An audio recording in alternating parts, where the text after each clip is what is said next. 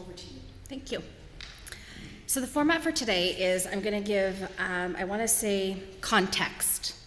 So I want to share with you sort of some pillars of Sikhi itself, the difference between Sikhi and Sikhism, which is a colonial construct, a little bit about the struggles we're facing, removing colonial baggage and caging within our spiritual path. A little bit about our history, so just some context of our roots, where we're coming from, and what we're working hard to reclaim. And then we're going to go through a visualization. It's a meditative visualization that I designed years ago when I first got involved in interfaith work. When I got involved years ago, I noticed it was really heady. We would talk data. These are our values. Like, it was very intellectual. And yet we were hungering for connection, right? And that was it's safe in our heads, and it's more uncomfortable in our hearts. And to allow ourselves to strip away perhaps the mask that we put on to keep ourselves safe as we go through life and the tumbles, that we experience. So I really made a conscious choice. I was inspired by those that had, gone before me. They had done a lot of, to me, the hard work of, first of ecumenical action and then of multi-faith action kind of thing. And I was able to glean, if I can say, a lifetime of their work to where they had arrived. And so those were my mentors when I formally engaged in interfaith work. And I was really, really lucky with that. So I was like, great, I'm going to climb this ladder because what you're saying makes sense to me. It's resonating, and I don't really need to do I don't need to do what you did to figure it out. I'm going to go with what the foundation you've provided me. And so I'm into experiential engagement. Like, if we're going to do something, it needs to be more than me, in one direction. It is really about you being engaged and having your experience, so that you have something in your body, some memory that goes beyond the intellectual, right? So that it resonates within you. So that's a personal choice that I have.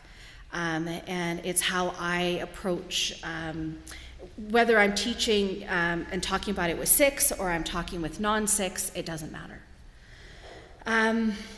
So Sikhi itself began in the 1400s. And it was around the time, actually, when Christopher Columbus discovered North America, right? The Americas.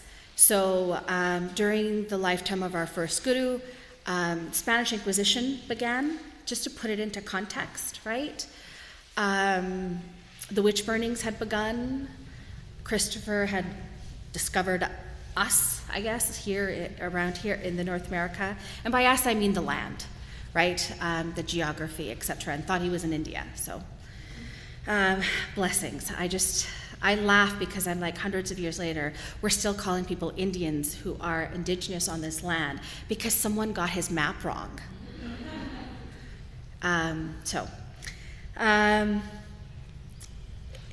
In that time period, Sikhi began, it's a path of empowerment. So without getting too much into the history of it, I just want to sort of give you like some key pieces to understand and what our struggle is as Sikhs in 2019 around the world, post-colonial India. Sikhi was never created to be a religion. It wasn't. It's a path of empowerment. So it's a way to live. It's a way to figure out, how do I move through the challenges of life? What happens when I'm in pain and I'm curling inward and isolating myself? And it's the most dangerous thing for us to do, because that's when we lose connection, right? We lose connection not just with people, however, with source, right? That which is bigger than all of us. We do not believe in a deity. We believe, I want to say the closest really is the Force in Star Wars. Like, I'm so glad I was born when I was born. I was like, yeah, this makes sense. I actually have pop culture references that fit my path, that I'm able to then say, go watch the movie, right? And I highly recommend episodes 4, 5, and 6, the originals. Not quite so sure of 1, 2, and 3. And it's like the total, it's everything, right? So it's infinite, it's vast, it's not light and dark, good and bad. It's not that. It is all. It is. So from that, we believe that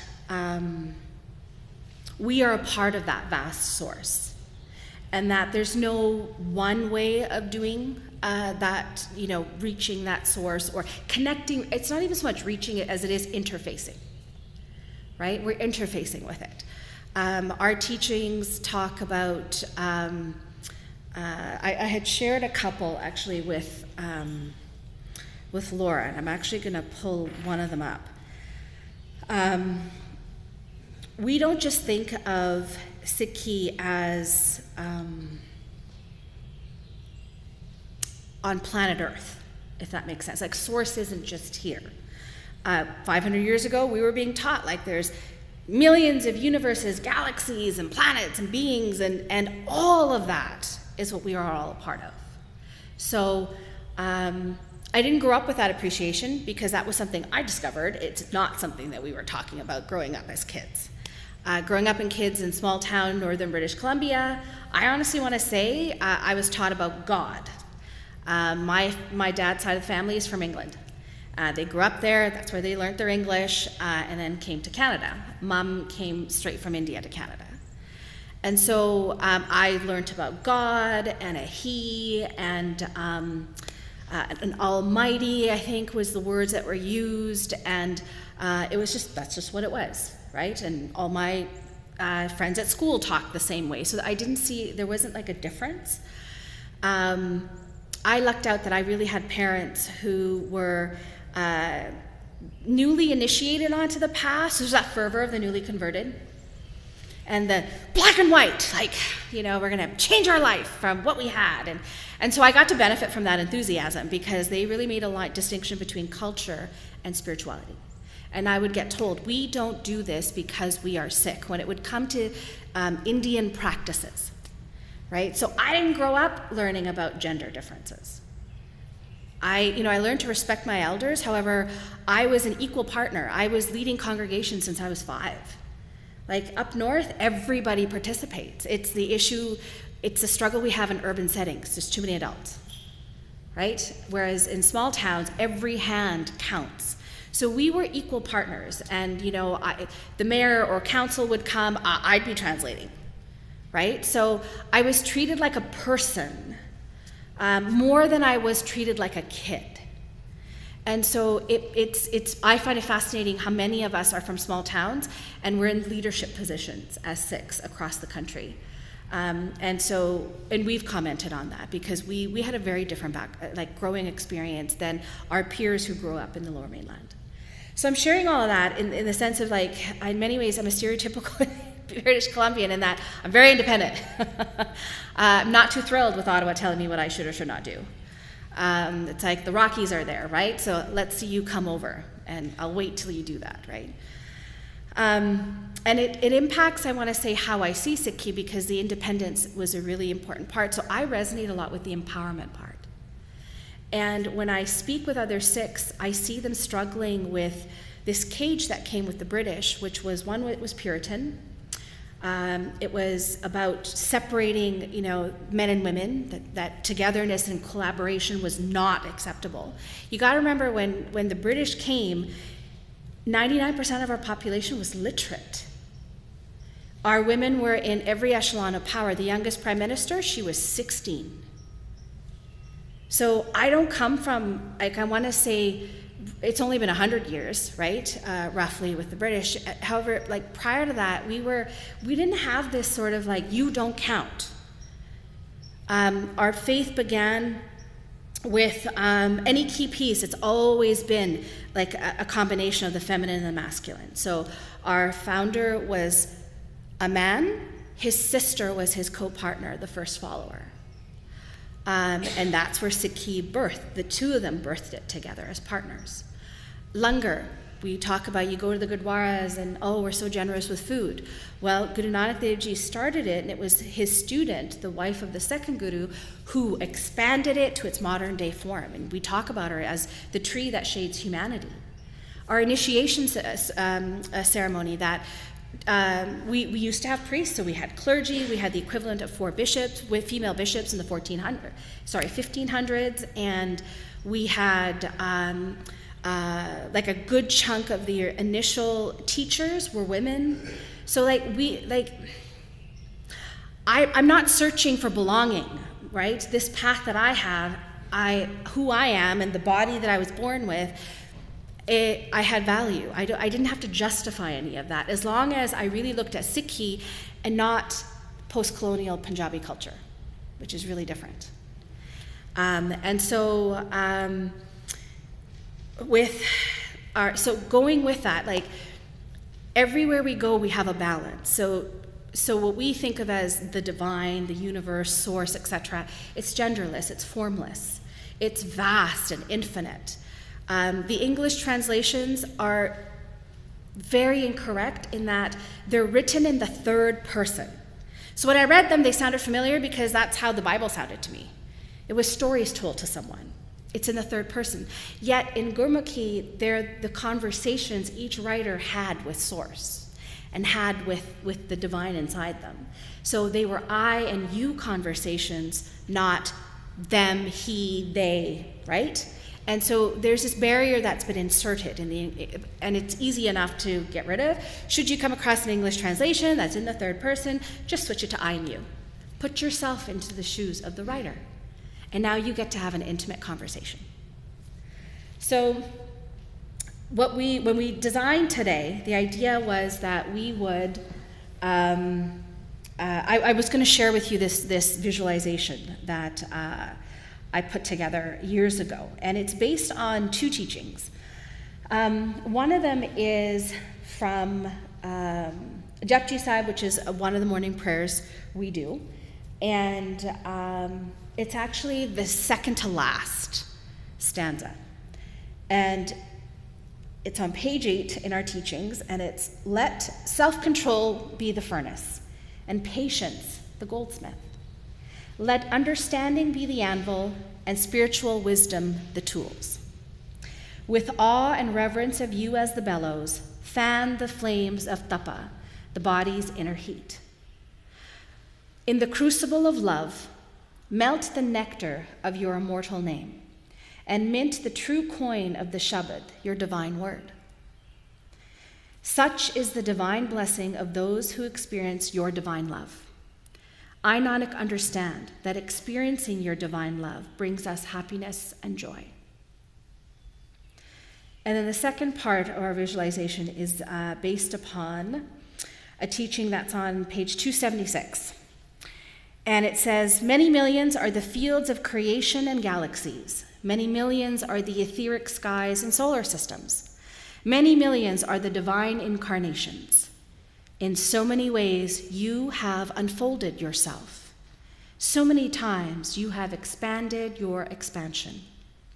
Forever and ever, you are the one universal creator. Many millions are created in various forms. From you they emanate, and into you they emerge once again. Your limits are not known to anyone. I, Nanak, acknowledge of yourself and by yourself, you exist. So this is a translation from where I shifted, right? I took what scholars had put together in the 1800s and went, okay, so what's the I and you conversation look like? And it becomes so much more powerful and vast. And I share this because every path is born in a particular culture with a particular language. And then as it sort of floats across the world, there's a lot lost when we translate. So if you love your path and you know you're on your path, then I encourage you to learn the original languages of your path. Because I'll tell you, English is a mutt language. It is beautiful as a universal standard language because it does not have purist baggage, right? It takes. It's happily absorbing, and that's wonderful. However, it dilutes the impact, because there's just some things that you've got to really feel the iceberg of those words and not the superficial English translation. So that's my plug-in, because again, empowering on your path.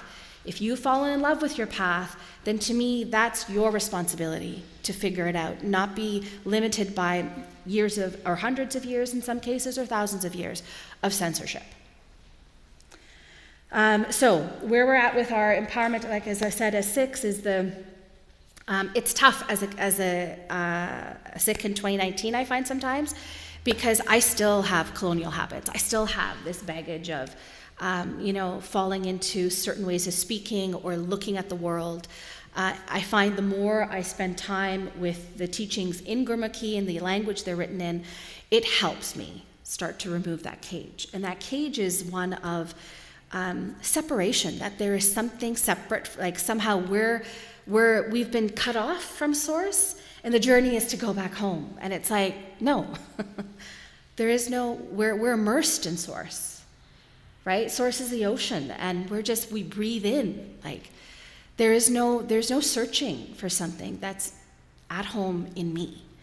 And so I get to connect in my car, on the beach, in a forest, in a busy supermarket.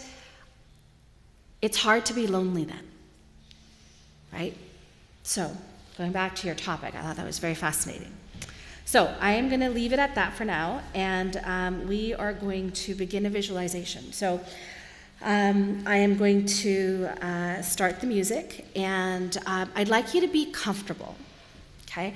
So I want everyone to close their eyes, because this is going to be your experience, and I'm just the narrator that's going to help take you on this journey. And I promise to, we're going to leave the room, and then I promise to bring you right back. And this is where we will end. So if I can have everyone close your eyes, get comfortable, whatever that looks like for you. And just start to breathe. Breathe in deeply, exhale deeply, and do it at your rhythm. And so, as you breathe in, just relax as you breathe in and out.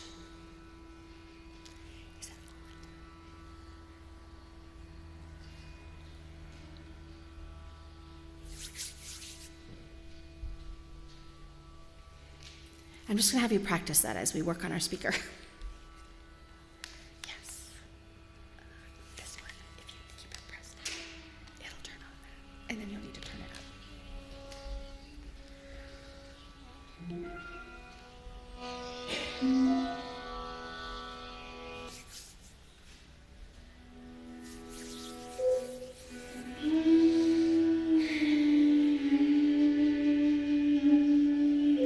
So feel yourself connecting with your breath.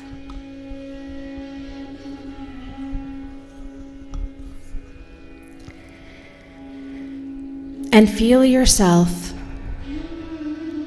relaxing in your body.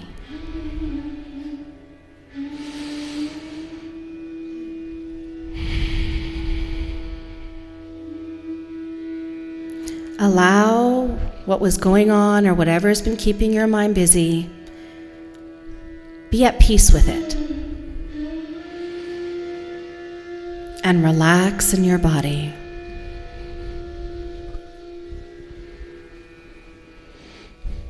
Now turn your attention to the screen that's in your mind. And on it, you're seeing a movie being played. And in this movie, you're seeing the camera. It's panning. And it's panning through a canopy of a forest. And as it pans through, it's pushing through the branches and the leaves, and it zeroes in on this structure. It's old. It's made of mud walls, a thatched roof,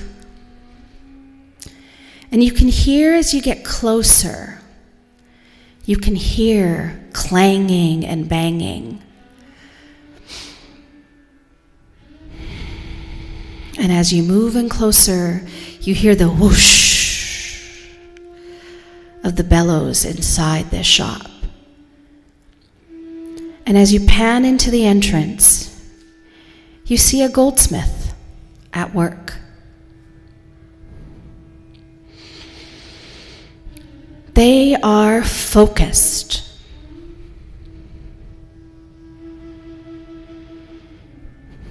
Intense concentration on their face. They are clanging, they have a tool in their hand and a hammer in their hand, and they're gently doing this gentle work. And then they pick up this gorgeous, gorgeous piece. And they put it back into the forge. They close the door and then they work the bellows.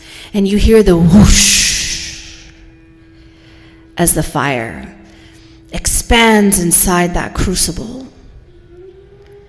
And then they take out this piece that they are working on, bring it back to the table, and gently and patiently, with joy on their face, excitement, they are working on their masterpiece. And you can feel that. And then you shift. And all of a sudden, you are in the body of the goldsmith. And you are excited. Your arms, they're a bit tired. You've been working on this piece for a long time.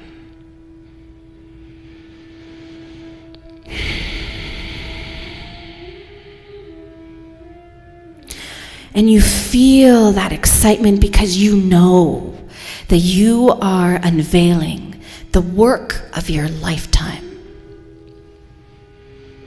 There will never be a piece like this again. Never has been, nor will there ever be. And you work at it patiently,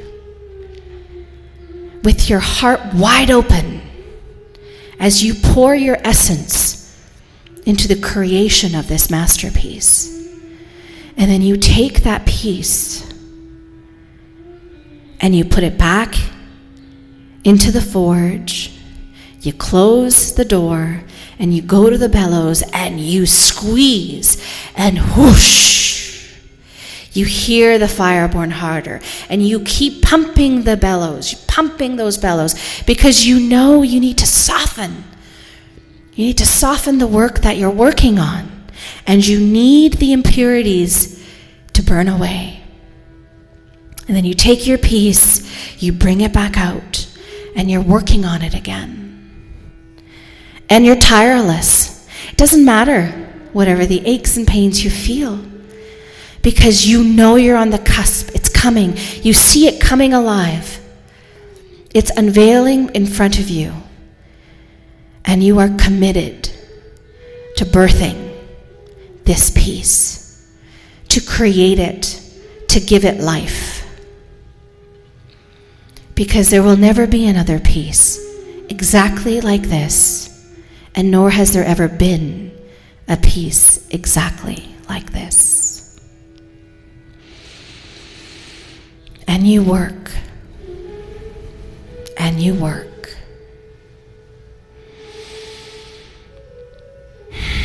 And as you're doing this, you're starting to feel yourself expand inside yourself.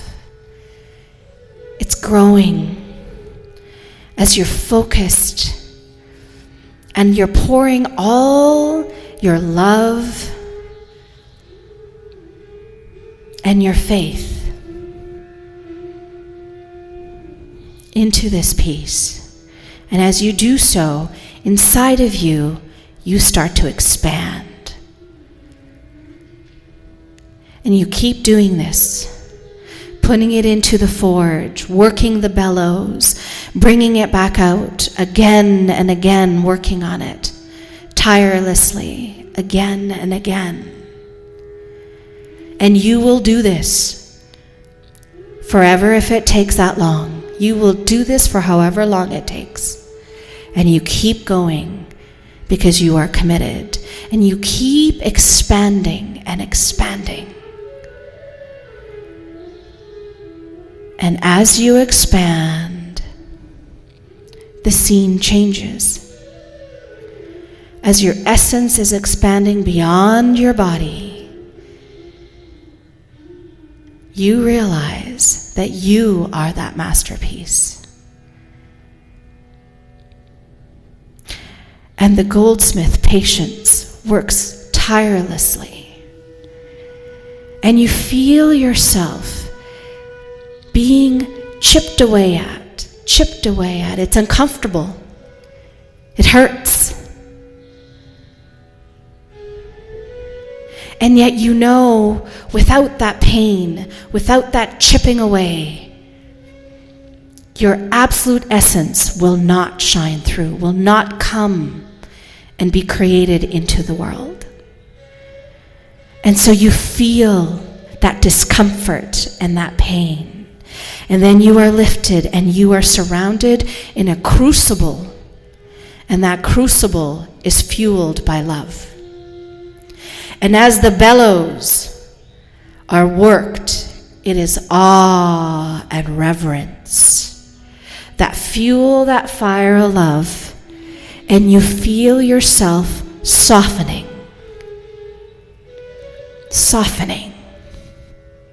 You still are who you are, and you're softening. And as you are taken out of that crucible of love, and the goldsmith works again, chipping away, gently, lovingly, you notice it hurts a little less, because you have softened. So you keep breathing in awe and reverence, and you fuel that fire of love inside yourself, because you are the forge. Inhaling awe and reverence, exhaling bitterness. Inhaling awe and reverence, exhaling disappointment. Inhaling awe and reverence and feeling that love growing, and exhaling shame. And as you inhale that love and awe inside of you, that love grows, and on each exhale, you exhale what does not serve you. And you keep softening, so that source, patience, is able to continue working with you, continue working on you again and again, because we are never alone. At all times we are held. And you keep breathing in and keep breathing out. Breathing in awe and reverence, feeling that love expand and become hotter and warmer in your body as you soften and the tension leaves your body as you exhale.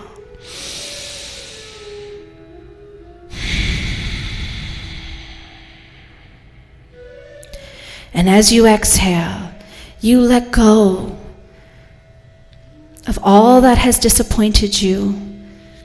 You let go of the hurts, mistrust, fear, loneliness, the ache in your heart, the frustrations. And you keep breathing in awe and reverence, expanding who you are and increasing the intensity of that fire of love.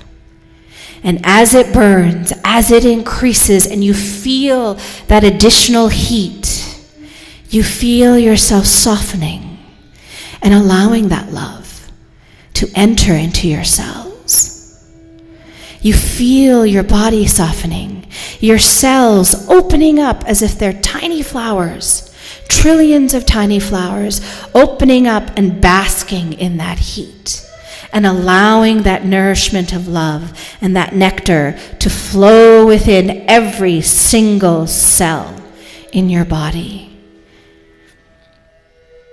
And every single part of that tiny cell. And you feel it glowing. And you're exhaling everything that does not serve you.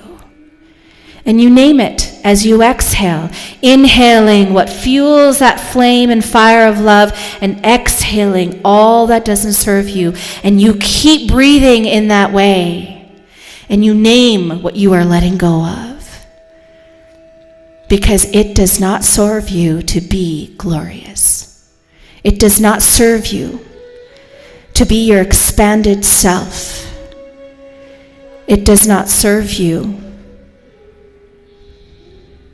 What it does is it hides you. It blocks you. It carries a weight that makes it hard to connect with Source.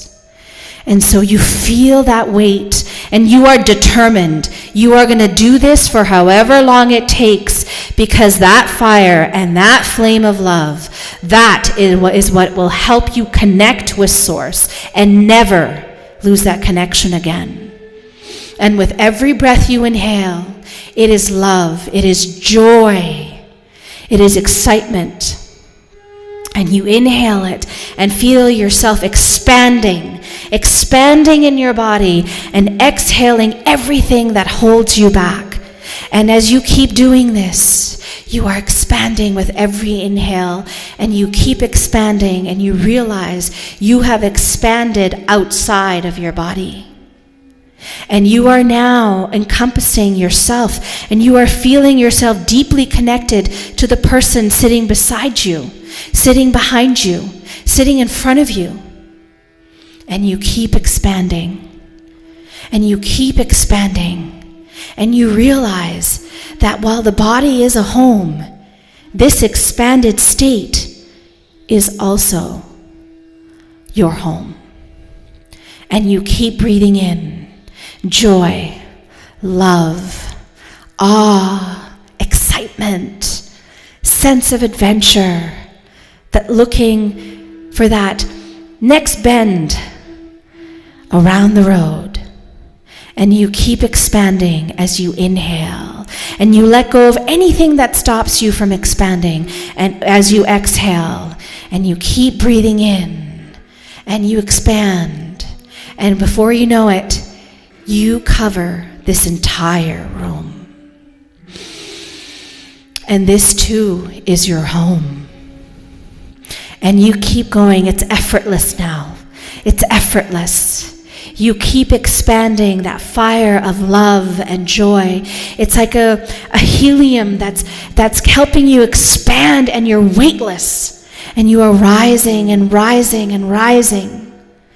And you realize that you have expanded, and you have encompassed this entire university. And this too is your home. And you continue to expand, feel that love, that awe, that joy, that excitement, happiness, contentment, and how it helps you just keep expanding because it's weightless. And you keep growing, and you cover the entire city of Vancouver. And you are connected with every being in this city. And this too is your home. You are connected with every heartbeat. Your cells are connected with every cell that exists in this city. And you keep expanding, and your sense of awareness keeps growing, and you are vast. There are no limits. Your ability to connect to the cells of every living being is unlimited. And you realize you're now expanding. You're expanding north and covering the province. You're expanding out towards Vancouver Island. You're heading across the country, and you're expanding and expanding. And then you cover the country from sea to sea to sea. From the Pacific to the Arctic to the Atlantic. And then you keep going. And you encompass the entire Turtle Island of what we call North America. And you are connected with every heartbeat, every cell of every living being. And you keep going. This too is your home. And as you expand, you're expanding in every direction. And you cover the entire planet. Connected, and as you breathe in and breathe out, as your heartbeat pumps, so too is it connected to the heartbeat of every being. The mountains, the oceans, the animals, the insects, those that swim, those that walk, those that crawl, those that fly. You are part of it all. And this too is your home. And you continue to expand, and you're continuing to breathe, and awe, and love, and joy, and confidence, and contentment, and happiness, and self-worth, and self-respect. You know who you are, and you keep growing. And as you grow, you shoot past Earth. You're heading in every direction. You're heading in every direction, and you notice you're growing and growing in this concentric circles. In 360 degrees, you are growing in every direction. And before you know it, you've passed Pluto. And you head out. And you head out into the galaxy. And this too is your home. And you go and you move and you're expanding and expanding, and all the unlimited amount of heartbeats and all the galaxies in the multiverse. You've expanded into the universe, and this too is your home. And then you expand past that, and you are now hitting multiverses. You're growing exponentially. And you are connected to every cell and every heartbeat of every being that exists everywhere. And this too is your home. And you stay at this exalted state. You have no limits. You are part of the infinite. And as the infinite is infinite, so are you. You are a part of everything. And this is your true home.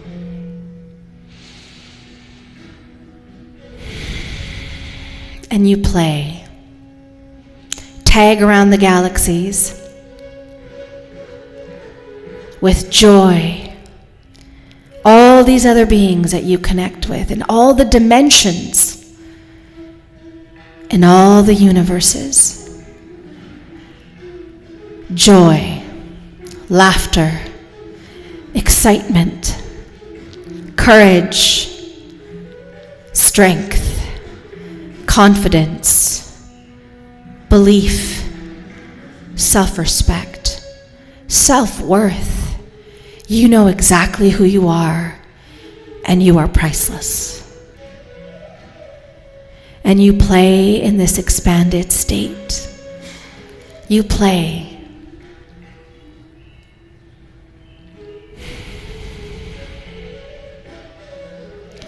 And as you play, you notice that there's been this subtle melody. Every expansion, every time you expanded, there was a melody playing. You're feeling it. And your whole essence is reverberating to that melody. It feels This is your frequency. This is you. And it is your song. And as it joins the songs of all other beings, there is a grand symphony being played. And you are part of that grand symphony. And you feel it reverberating in your body, in your essence. You feel it. You are reverberating with it, vibrating with it. And it is your truth, your melody. And as you feel that, you realize it's time to start heading back. And so you take that melody and that experience of that expansion, and you don't lose it as you say bye to your friends, as you say bye, because this is not a goodbye. It is a till we meet again. And so as you start bringing yourself back, you leave the multiverses and you come back to your universe effortlessly, joyfully, and you feel that truth and that melody, that expanded experience. It's yours. You will never forget it. And you bring that knowingness back with you. And now you're back into the Milky Way. You're laughing, joyously, flowing, and you come back. You see Pluto, and you still think it's a planet. You give it a little kiss, and you come back. You see the rings of Saturn, and you move forward effortlessly, joyously, lovingly, and you feel that melody and that truth and essence of who you are, that expanded state. It is your truth, and you know it, and you bring that memory back with you. And you're passing Mars, and you see Earth, and it is gorgeous. And you move through the atmosphere. You're panning down through the clouds. And you start to see North America. And then you focus on Canada. And you focus over to the West Coast. And as you're panning down and you're coming down, you are connected. You feel every beat, every heartbeat that you connected with. Your expanded self is real. And you come back with that knowledge. And you are coming down into the city of Vancouver, heading towards UBC. And then you see the chapel. And you come back. And you effortlessly come back to your body. And you are in, bursting, buzzing, your melody singing its song to you. And you are in your body, and you know that you are part of something vast, infinite, and that there is no way to be alone, because their songs and their voices are now inside of you, and there is no way to lose that connection. And you sit in your body and you breathe, inhaling contentment, exhaling joy, inhaling love, exhaling happiness. And you continue to breathe and solidify back into your body. Slowly, gently.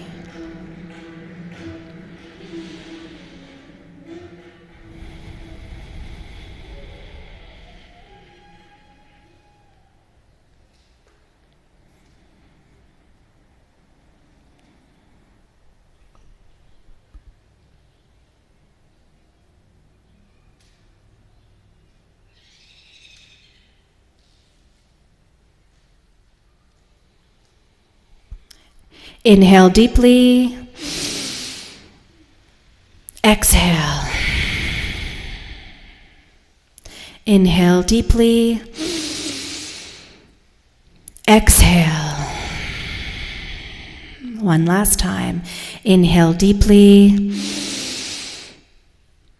Exhale. And open your eyes. Please feel free to move around a bit. Get back back in your body. And just reconnecting with it.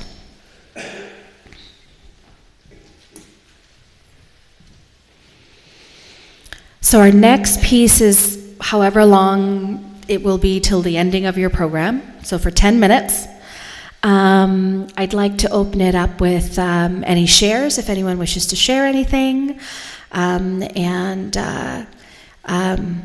and questions, either or in any order, whatever serves you. So you're welcome to share what you wish to share or ask any questions if you have any questions.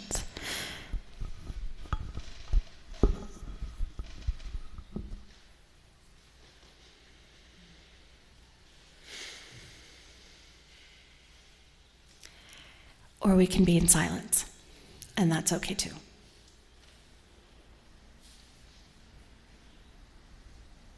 Yes. I have a share and a question. I found the meditation, reflection, visualization really powerful because I'm trying to heal from something that happened and it was objectively just fine, but internally I carry feelings of failure around it simply because it was a thing that I couldn't control. And the forging meditation is a reminder that that's not a unique event, right? To experience parts of life this way. It happens over and over and over again, and that is how we shape ourselves. And it was a great reminder when you said, and the expanded self is also a home, another mode of who you are. So those were very helpful reminders for me. And my question is around something you said at the beginning about Sikh was not meant to be a religion, but a path of spiritual empowerment. And I found in the meditation a lot of stuff that I would name as spiritual, that sense of expansion, those negative and positive concepts of the self that a lot of traditions talk about. But I was wondering, for you, what's the difference between Sikh as a religion as a path of spiritual empowerment? So I'll share my experience, knowing that you'll probably get a different answer from any Sikh. I find when I'm thinking of Sikhism and the religion of that, it's very limiting. There's this sense of a right way of doing something and a wrong way of doing something. And the challenge is every single person has their own right way of doing something, and then they're debating that with each other. And I find a lot of energy wasted on that. And I've done it, totally gone down those paths. And the more I learned, I was lucky my parents taught me how to read and write Punjabi when I was a kid. They invested in that. And so as an adult, I'm free to sit with the teachings. And the more I delved into that, I started to realize that this debate of I'm right, you're wrong, it really served the conquerors well, because they could divide us by that. You're right, they're wrong, and say the same thing to each person and help to create those factions. And we were not a united, in the sense of homogenous when I say that. It was incredibly diverse expressions in India prior to the British coming. So I feel for me it's like, if I'm spending all my time defending what I think, I don't have a lot of time being what I need to be. And it's in the being that I need to be that I figure out I'm enough, And that's where the empowerment comes from. I'm enough. I don't have to be an expert. I don't have to be like grandiose. I'm enough. That's all I have to be at any given moment. And it feels more powerful, and I want to say a lot less stressful. I don't have to prove anything to anyone. And so there's a knowingness that comes from that when I accept that. And then when I am engaging with someone who it's very important for them to do the I'm right, you're wrong, I find it's easier for me not to be triggered onto that pathway. That's it. So it eases up and increases my capacity naturally, because one of the leaks in my bucket was debate, was I'm right, you're wrong. It just siphoned off so much energy that there wasn't a lot left over to do more positive change or work on myself. Yeah. Okay.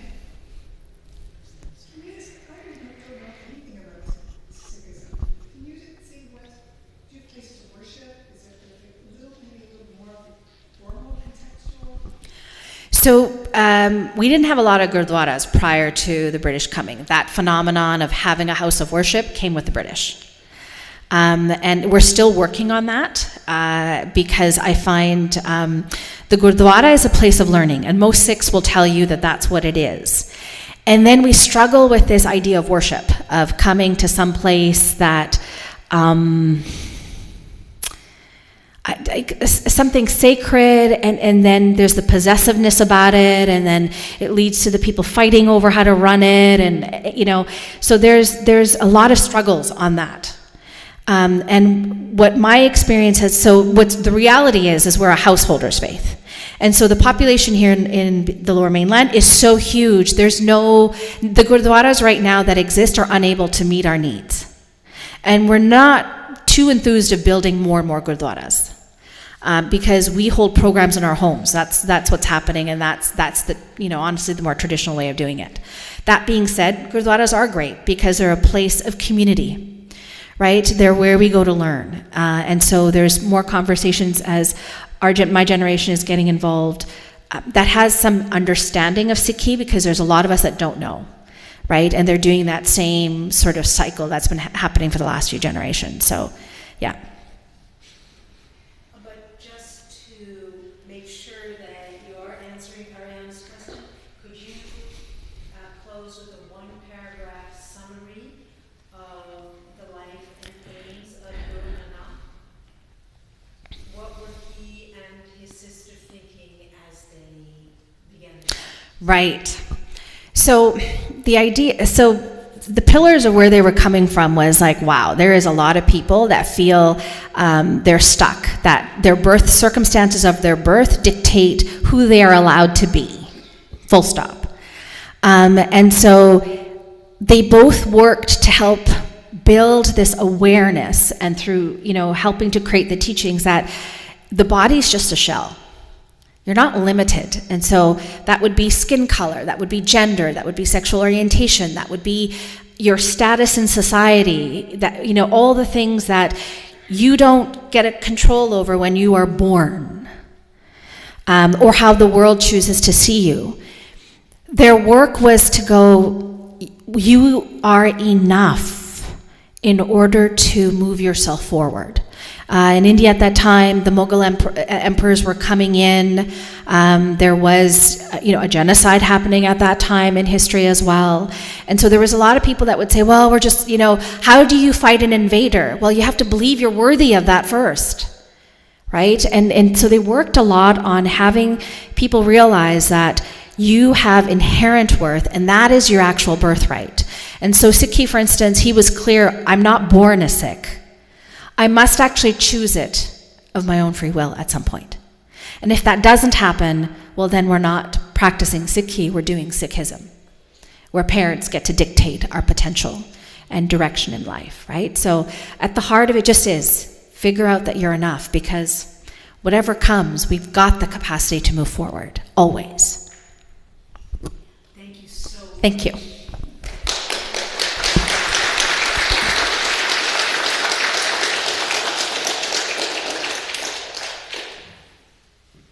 like to invite everyone